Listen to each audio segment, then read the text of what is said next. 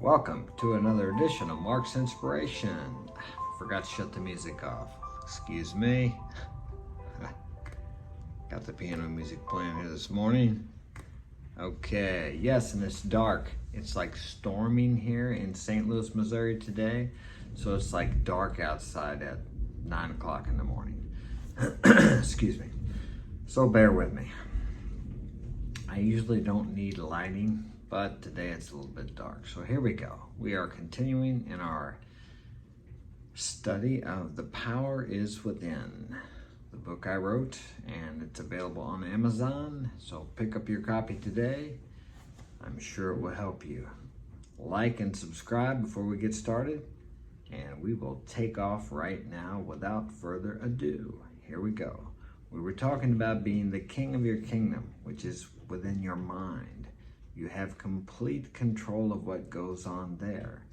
And if you can control that, your outer world will manifest in a way to your desires.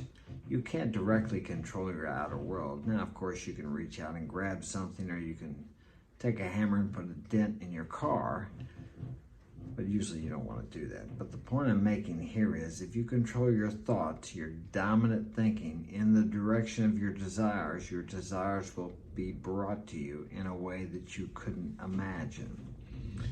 Everyone thinks they have to make things happen, and there's some truth to that. You do have to make them happen, but you have to have the thoughts and the consciousness preceding these happenings, or anything that you will bring into your life by force of will not last. If you don't get it by right of consciousness or by right of dominant thinking, it will be fleeting and temporary. So you have to have, or you must have, the consciousness of the thing desired before you can bring it into your life in a way that it will be beneficial to you. Okay, so we were talking about controlling your thoughts. We were on location 491, and we start out at, you'll no longer allow what happens in your days to control you. Rather, you'll control what happens in your days. Not directly, but indirectly, by controlling your subjective thoughts, your actions, your inner conversations. You will be the sovereign king of your inner world. That is the only place that you actually have complete dominion, is within you. You already are that king. You have only to claim the throne in order to enjoy its benefits. You have complete dominion inside your head. Only you can think for you. And when you learn to reign and rule with good judgment, rightly deciding who and what to allow inside your kingdom, then you will also have dominion over your outer world, creating it with your thoughts. That also means not thinking badly about anyone else. Never think things about someone else that you don't want to happen to you or to be true about yourself, because these thoughts, these things will boomerang back to you, and you will experience them in some form or another.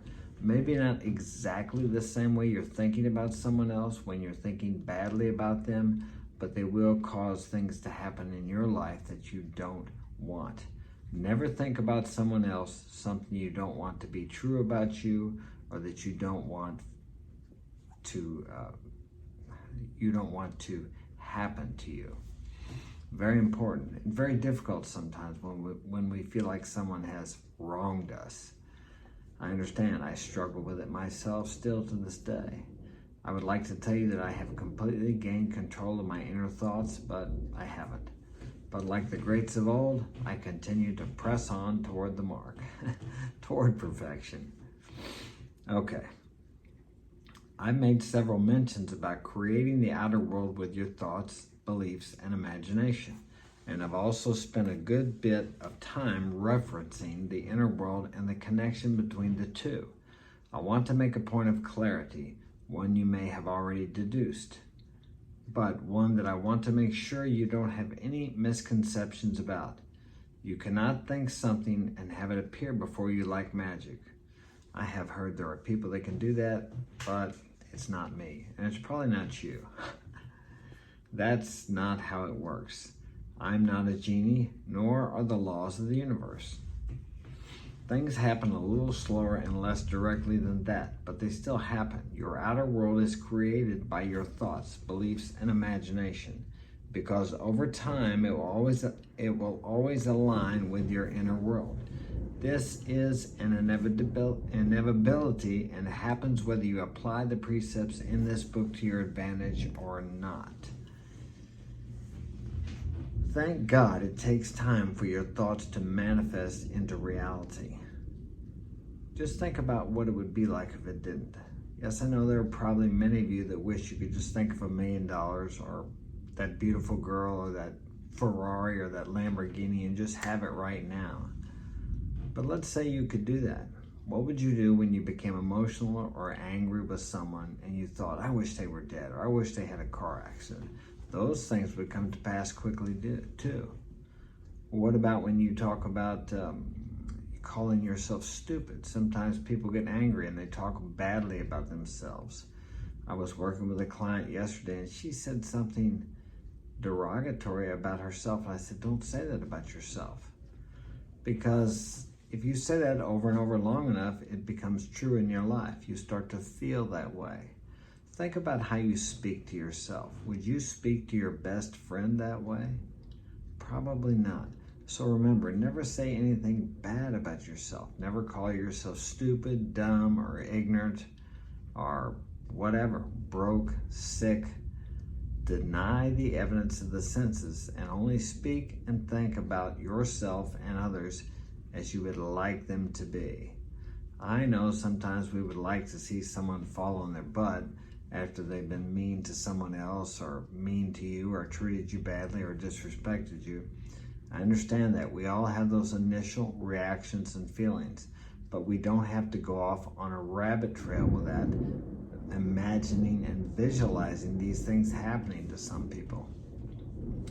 I know what I've struggled with sometimes when I have a relationship with someone and we part and I feel, or it seems to me, that they're going down a bad path, maybe drugs and alcohol, whatever it happens to be.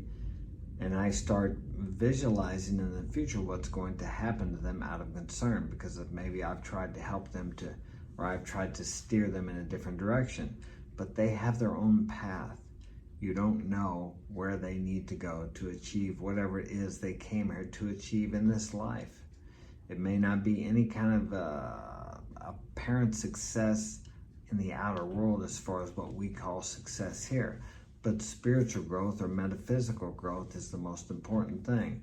And that's something we can't really see.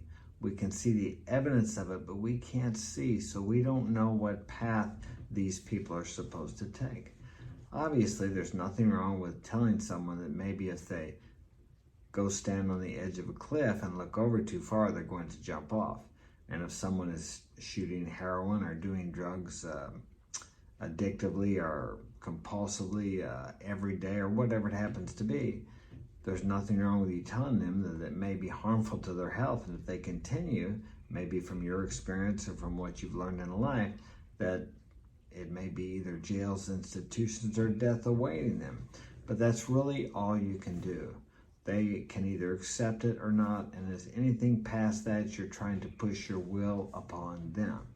Now, of course, if it bothers you, you don't need to stay involved with this person, because if you are emotionally involved with them, then it becomes difficult for you to continue on your path in your life, because you become emotionally connected with them, and this emotional charge or this emotional connection, it affects you when you know they're out doing those things. So sometimes we have to disassociate or detach with love, as they call it, from these people, regardless of what we think might happen to them, because we never know what's going to happen to them. And sometimes we think we're helping these people when in reality we are enabling them. So it's important to remember everyone has their own path, and their path is not your path or my path. So we must allow each individual the freedom of choice to choose and to follow whatever path they have came here to follow. Okay? That's all I have time for today. Thanks for joining me, and I will see you tomorrow.